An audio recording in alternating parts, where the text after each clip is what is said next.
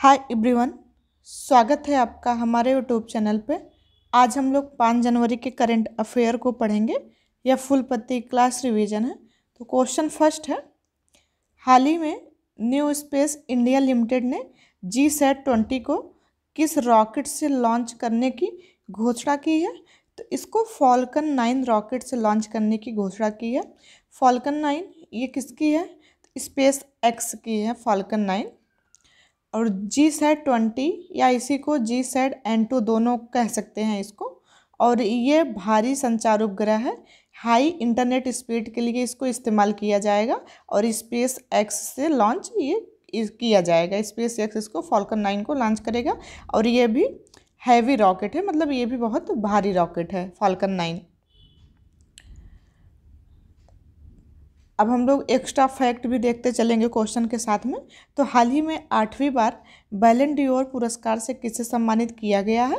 तो ये Lionel Messi को किया गया है, जो कि अर्जेंटीना के हैं। और इन्हीं को फीफा वर्ल्ड कप में गोल्डन बॉल का भी अवार्ड मिला था।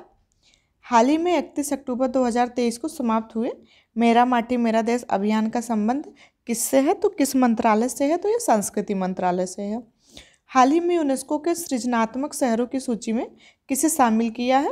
तो कोझिकोड और ग्वालियर को इसमें शामिल किया गया है, अपने सांस्कृतिक योगदान के लिए पहचान हासिल की है। तो कोझिकोड केरल का है, ग्वालियर MP का है, इसको शामिल किया गया है। हाल ही में भारतीय वायुसेना से MiG-21 बाइसन लड़ाकू विमानों की अंतिम विदाई कहाँ हुई है? तो ये राजस्थान के बाड़मेर जिले के उत्तरलाई में हुई है अंतिम विदाई। नेक्स्ट क्वेश्चन है, हाल ही में Bharat radio telescope project SKAO में शामिल हुआ है। SKAO की स्थापना कहाँ होगी? तो इसकी स्थापना होगी ऑस्ट्रेलिया और अफ्रीका में। इसका ऑप्शन डी सही है, A और B दोनों। तो ऑस्ट्रेलिया और अफ्रीका में इसकी स्थापना की जाएगी। SKO स्क्वायर किलोमीटर एरे इसका फुल फॉर्म है। और ये ऑस्ट्रेलिया और दक्षिण अफ्रीका अंतर सरकारी अंतर्राष्ट्रीय रेडियो टेलीस्कोप परियोजना है और इसका मुख्यालय यूनाइटेड किंगडम में है। हाल ही में सचिन तेंदुलकर की प्रतिमा का अनावरण कहाँ हुआ है? तो ये वानखेड़े स्टेडियम में हुआ है। और कितनी 22 फीट ऊंची प्रतिमा है।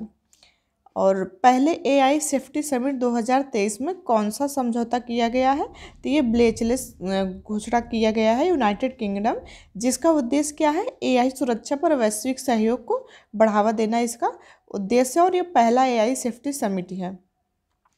हाल ही में केरल ज्योति पुरस्कार से किसे सम्मानित किया गया है? तो ये पद्मनाभन को किया गया है। और कॉलिंस डिक्शनरी ने वर्ल्ड ऑफ ईयर 2023 किसे घोषित किया है? तो AI को ही किया है। नेक्स्ट है, हाल ही में हिम तेंदुआ को किसने राष्ट्रीय प्रतीक घोषित किया है? तो हिम तेंदुआ को किर्गिस्तान ने किया है राष्ट्रीय प्रतीक घोषित। इसका ऑप्शन भी सही है। हिम तेंदुआ, जिसको पैंथेरा अंसिया भी कहा जाता है, इसका नाम है। तो संरक्षण और पारिस्थितिक संतुलन के प्रति अपनी प्रतिबद्धता को यह दर्शाता है। नेक्स्ट है, हाल ही में चर्चा में रहे प्रोजेक्ट कूसा का संबंध किससे है? तो ये रक्षा अनुसंधान और विकास संगठन DRDO के नेतृत्व में प्रोजेक्ट कुश भारत की एक कूसा है।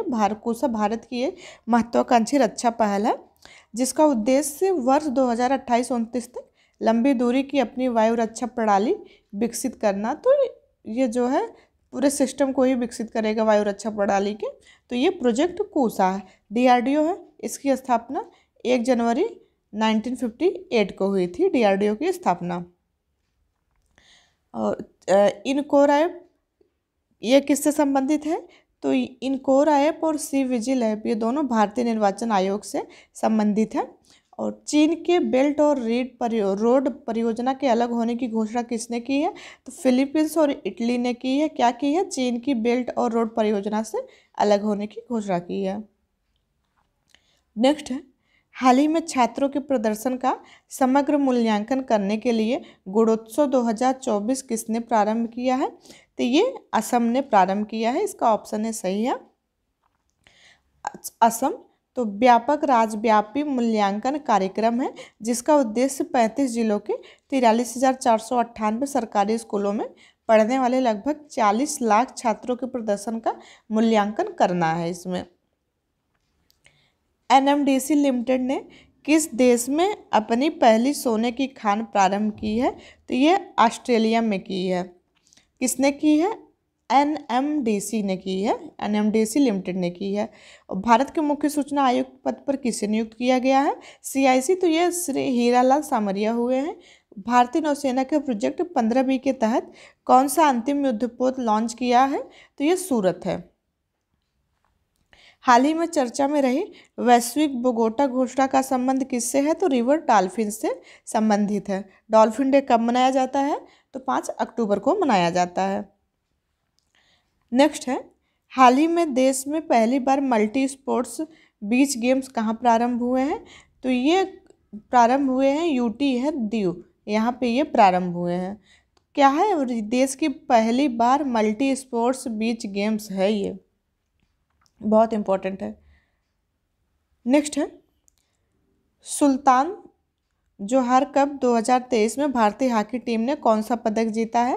तो इसमें कांस्य पदक, ब्रॉन्ज मेडल जीता है।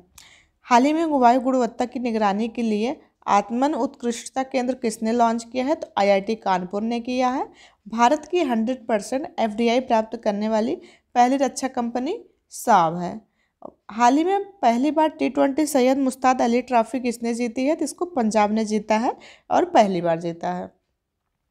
नेक्स्ट है, हाल ही में डिजिटल शेंगेन वीज़ा जारी करने वाला पहला यूरोपीय देश कौन सा है? तो ये फ्रांस है। इसका ऑप्शन भी सही है। तो यूरोपीय यूनियन के 27 देश और 27 देशों में प्रवेश की अनुमानित एक शेंगेन राज्य द्वारा जारी किया गया वीज़ा किसी भी शेंगेन राज्य में यात्रा के लिए मान्य है, लेकिन आपको अपने मुख्य गंतव्य देश से वीज़ा के लिए आवेदन करना होगा, तभी ये मिलेगा। दुनिया का पहला एआई ह्यूमनॉइड रोबोट सीईओ कौन सा है? तो ये मीका है। ब्रिटेन के नए विदेश मंत्री कौन नियुक्त हुए हैं? तो डेविड कैमरन हुए हैं। गोवा राष्ट्रीय खेल में सर्वश्रेष्ठ पुरुष एथलीट का अवार्ड किसे मिला है? तो ये श्रीहरि नटराज को मिला है। और इसका शुभंकर क्या था? तो इसका शुभंकर मोगा था, गोवा में जो हुआ था राष्ट्रीय खेल। और नेक्स्ट वाला ये तो 37वें नंबर का था। नेक्स्ट 38 वाला कहाँ पे होगा? तो उत्तराखंड में होगा ये। नेक्स्ट है, हाल ही में puberty athlete of the year 2023 से किससे नामित किया गया है? तो ये विराट कोहली को किया गया है नामित। इसका ऑप्शन डी सही है। क्या? Puberty athlete of the year 2023 से नामित किया गया है इनको। आईसीसी क्रिकेट विश्व कप 2023 का खिताब ऑस्ट्रेलिया ने जीता है। 72 मिस यूनिवर्स 2023 का खिताब निकारागुआ ने जीता है। पंकज आडवाणी ने 26वीं बार विश्व बिलियर्ड्स चैंपियनशिप का खिताब कहाँ पे जीता है? तो ये कतर में जीता है। भारतीय मसाला अनुसंधान संस्थान कोझिकोड ने काली मिर्च की कौन सी नई किस्म विकसित की है? तो ये चंद्रा नाम है इसका। नेक्स्ट है, हाल ही में प्रधानमंत्री ने 400 करोड़ रुपए के फास्ट ब्रीडर रिएक्टर प्लांट का उद्घाटन कहाँ किया है?